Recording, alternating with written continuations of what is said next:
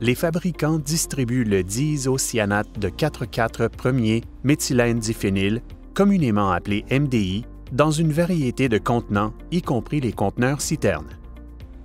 Dans cette section, nous discuterons des pratiques de déchargement du diisocyanate de 4,4 méthylène diphényl des conteneurs citernes.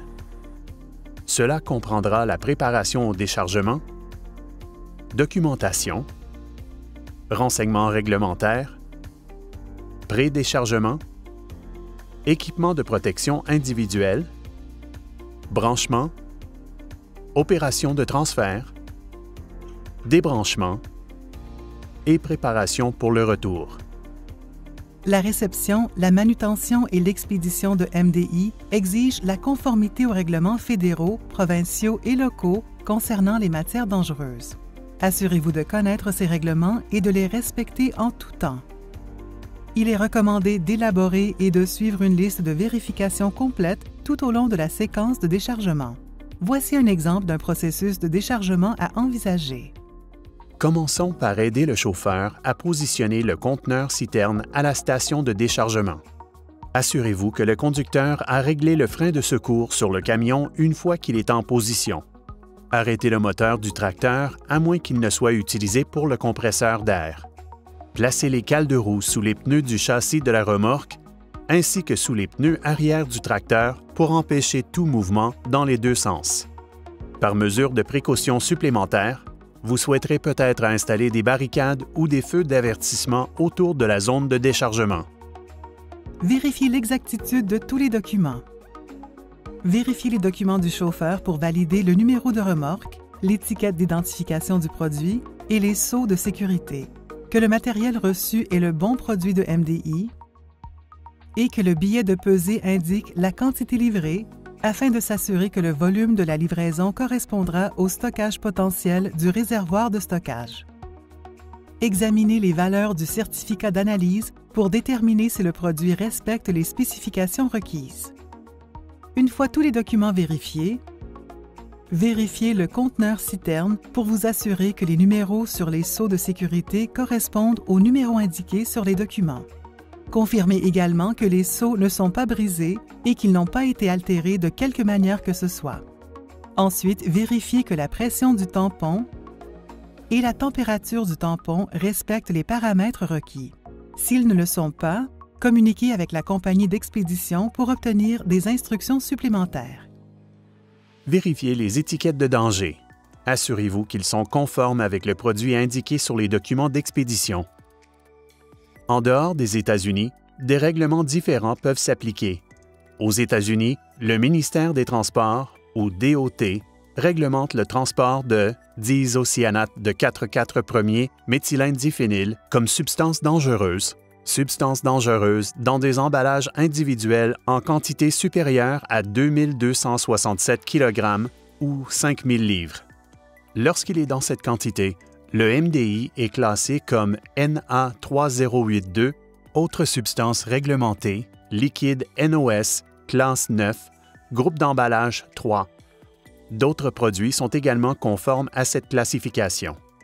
Les lettres RQ sont normalement saisies avant ou après la description de la cargaison lorsque les emballages individuels transportés contiennent plus que la quantité déclarable de MDI. L'entreposage et la manipulation du MDI dans votre établissement peuvent être assujettis à d'autres règlements, alors adaptez le processus aux besoins. Une fois que les vérifications des documents et du conteneur citerne sont terminées, la prochaine étape consiste à vérifier votre propre équipement.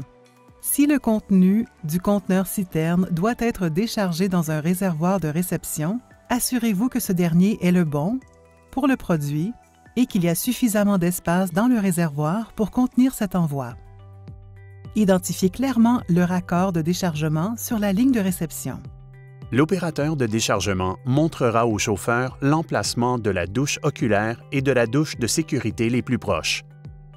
Le conducteur montrera à l'opérateur l'endroit où se trouve l'arrêt d'urgence à distance du contenant.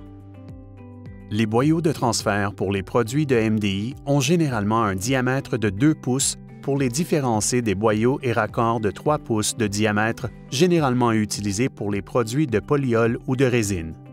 Les boyaux peuvent également être codés par couleur et ou étiquetés pour éliminer les erreurs de transfert. Comme le MDI réagit à l'humidité, il est extrêmement important que les boyaux soient totalement secs. S'il y a un risque de problème avec un boyau, mettez-le de côté, étiquetez-le et prenez un autre boyau pour terminer le transfert. Tous ces contrôles dans cet exemple de processus peuvent sembler inutiles car l'opération est de routine, mais prendre ces précautions à chaque fois aidera à prévenir la contamination du produit et un éventuel débordement. Les conteneurs citernes sont habituellement déchargés avec la pression d'azote ou d'air sec.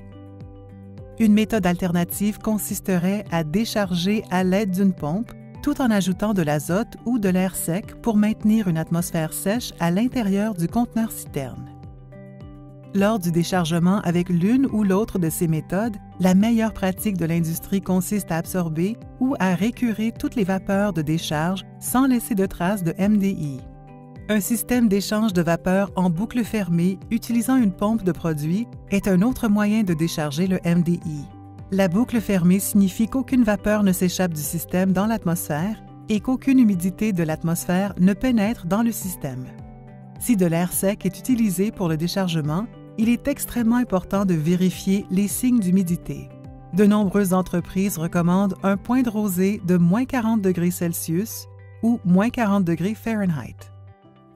Afin d'éviter tout contact ou toute exposition au MDI, portez un équipement de protection individuel pendant les activités de raccordement et de débranchement.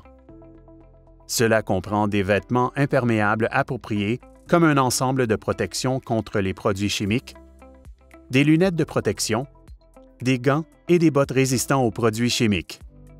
L'opérateur de déchargement et le conducteur du camion portent tous deux un équipement de protection individuel. Le chauffeur effectuera les raccordements au réservoir et faire fonctionner les vannes du conteneur citerne et tous les autres équipements du conteneur citerne. L'opérateur de déchargement se charge de raccorder le boyau flexible de déchargement à la conduite de réception et fait fonctionner les vannes du système de réception. Commencez le processus de connexion en vérifiant la source d'azote ou d'air sec.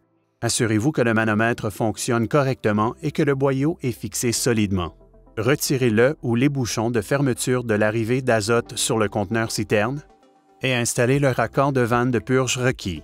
Vérifiez le joint d'étanchéité du boyau pour déceler toute fissure ou dommage qui pourrait empêcher une bonne étanchéité. Avant de brancher le boyau de transfert du produit, inspectez le raccord de la ligne de réception. Vérifiez qu'il est en bon état de fonctionnement. S'il s'agit d'un raccord femelle, inspectez le joint d'étanchéité pour déceler toute fissure ou dommage qui pourrait causer une fuite ou un déversement. Au besoin, remplacez le joint d'étanchéité et assurez-vous d'en disposer correctement.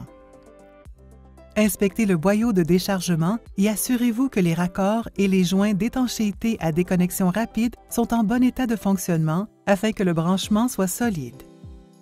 Si les boyaux, les joints d'étanchéité et les raccords sont en bon état, raccordez le boyau à la ligne de réception et fixez-le.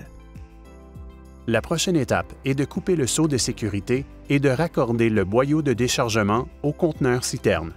Retirez le capuchon de fermeture ou la bride pleine de la sortie de décharge du produit et installez le raccord avec la vanne de purge. Branchez le boyau d'alimentation de l'azote ou de l'air sec à l'entrée d'azote du conteneur citerne et fixez-le. Maintenant, fixez le boyau de déchargement à la sortie d'évacuation du produit et fixez-le. Une fois que toutes les connexions ont été correctement sécurisées et que la liste de contrôle a été complétée, signez les documents du conducteur indiquant qu'une bonne connexion a été effectuée. Maintenant, l'opération de transfert peut commencer. Ensuite, ouvrez la valve interne du conteneur citerne, puis ouvrez lentement la vanne externe. Ouvrez ensuite la valve de la ligne de réception. Ouvrez la vanne d'entrée d'azote sur le réservoir, puis ouvrez la vanne de la source d'azote ou d'air sec. Introduisez de l'azote gazeux ou de l'air sec dans le haut du conteneur citerne jusqu'à environ 5 à 10 livres par pouce carré. Le produit devrait maintenant s'écouler dans la tubulure de déchargement. Une fois que vous avez vérifié qu'il n'y a pas de fuite dans le système, la pression d'azote ou d'air sec devra augmenter à Une pression acceptable, généralement, se situe entre 10 et 20 livres par pouce carré, selon le taux de déchargement souhaité. La pression doit rester constante dans le conteneur citerne jusqu'à ce que le déchargement soit terminé. Pendant le processus de déchargement, les opérateurs restent dans la zone pour surveiller le transfert du produit. En dehors des États-Unis, des règlements différents peuvent s'appliquer. Aux États-Unis, le Department of Transportation, ou DOT, exige qu'une personne qualifiée assiste à l'opération de déchargement.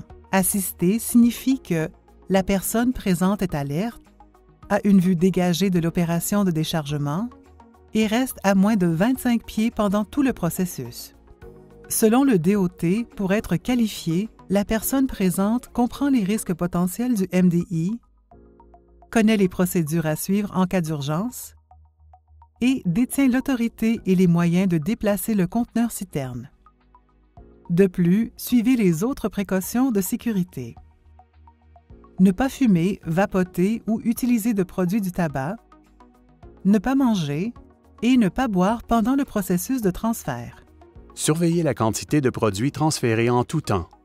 Cela peut être réalisé à l'aide d'un débitmètre en ligne, en surveillant le poids du conteneur citerne s'il y a une balance de camion à la station de déchargement, ou en surveillant l'augmentation du niveau dans le réservoir de stockage.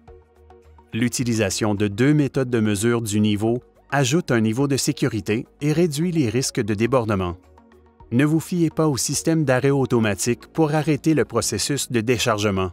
Ce type de système n'est pas infaillible. Il n'y a absolument aucun substitut à un opérateur attentif. Surveillez le fonctionnement pour s'assurer que le tampon d'azote ou d'air sec est maintenu dans le réservoir.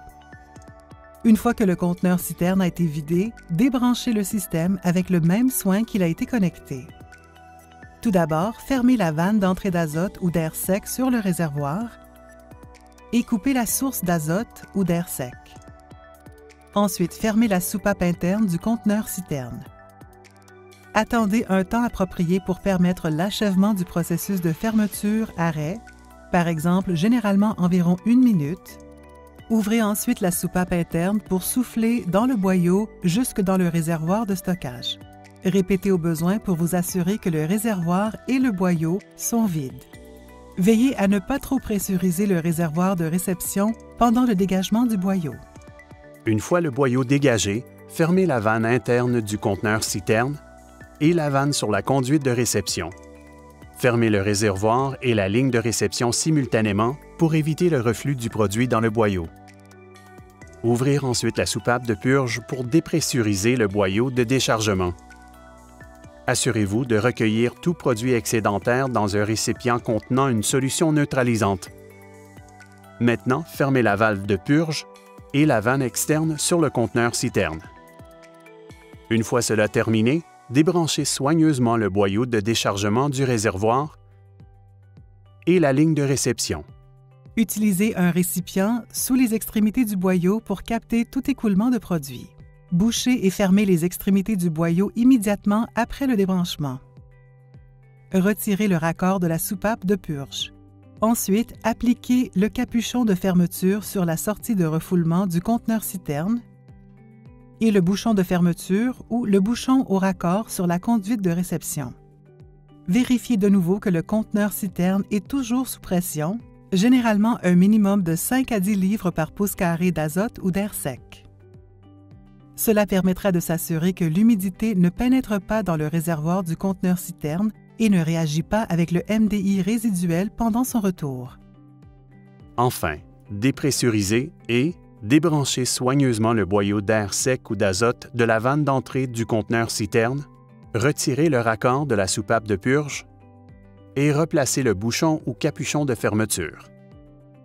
Retournez le conteneur citerne avec un tampon positif d'air sec ou d'azote gazeux.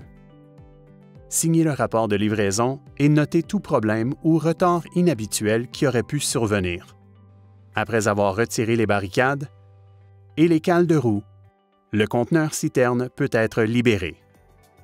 Dans cette section, nous avons discuté des pratiques pour décharger en toute sécurité le diisocyanate de 4,4-méthylène-diphényl des conteneurs citernes, y compris préparation pour le déchargement, documentation, renseignements réglementaires, pré-déchargement, équipement de protection individuelle, branchement, opération de transfert, débranchement et préparation pour le retour.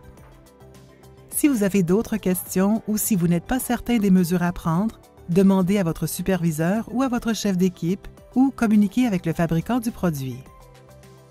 Pour plus d'informations sur les sujets abordés dans cette section, consultez les sources, notamment la littérature suivante développée par le Center for the Polyurethanes Industry, Guidelines for Diisocyanate Storage Tank Systems, Guidelines for Receiving and Unloading MDI.